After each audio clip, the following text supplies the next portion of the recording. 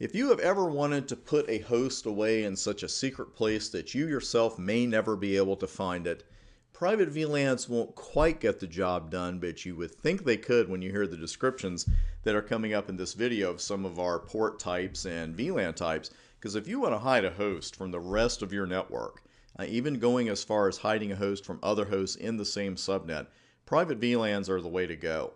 I want you to be especially kind to yourself if this is the first time you've ever seen private VLANs. They're not incredibly difficult once you get the terminology down. That's really the key. It's different. Nothing else is like private VLANs, and private VLANs aren't like anything else you're going to learn. And here's one reason why, or three reasons really, because private VLANs give us all of the following. They give us three port types. One type that talks to everybody, one type that talks to somebody, and one type talks to practically nobody. We have two types of private VLANs themselves, primary and secondary. Okay? In turn, we have two types of secondary VLANs, community and isolated. So as always, we're going to take it one step at a time. I got some illustrations for you. The next video is going to be a little bit of lab work, and you will master this in a heartbeat. Now, hosts that need to talk to everyone are connected to what we call promiscuous ports. I kid you not, that's what they're called. This port type can communicate with any host connected to any of the other two port types, because after all, they're promiscuous. They'll talk to anybody. Two lines in one word here in italics. When you have a router or a multi-layer switch that serves as a default gateway, that device must be connected to a promiscuous port in order for the network to function correctly. That's probably the number one error with private VLAN configurations. Now, hosts that just need to talk to some other devices, they're connected to what we call community ports. Makes sense, they're not talking to everybody, but they've got their own little community going on. They'll talk to some other devices. Who will they talk to exactly?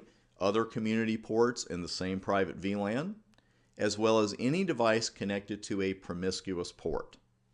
Now, hosts that really just don't want anything to do with anybody and just want to be left the heck alone, they're connected to the aptly named isolated ports. Now, hosts connected to isolated ports can only communicate with a host connected to a promiscuous port. These ports are so isolated that even if you have two isolated ports in the same private VLAN, those two hosts can't talk to each other. Now, that's isolated. So, we've got some intuitive names there. Promiscuous talks to everybody. Community talks to, people in their own community and the promiscuous port. And the isolated port will only talk to a host connected to a promiscuous port. Okay. Well, here's a brief and powerful look at the private VLAN types. The parent private VLAN is the primary private VLAN, and the child private VLAN is the secondary private VLAN. That's it.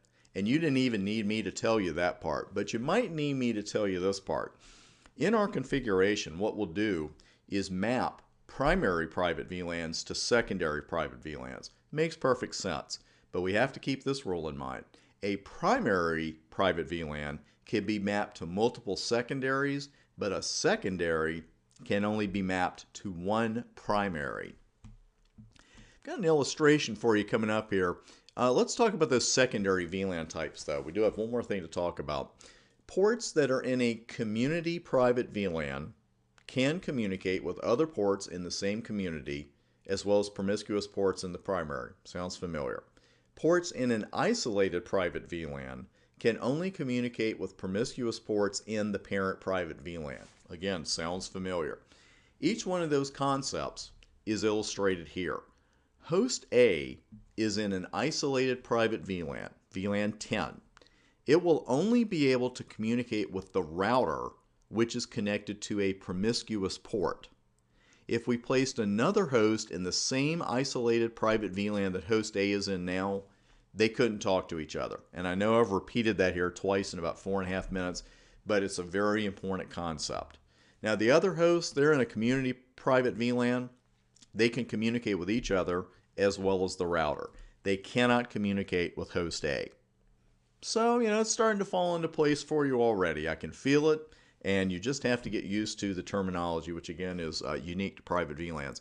What we're going to do in the very next video, I did want to split this up. because I wanted you to get the terminology down. Watch this one a couple times before we hit the lab, and we'll do some lab work with private VLANs and move on from there. I'll see you on the next video.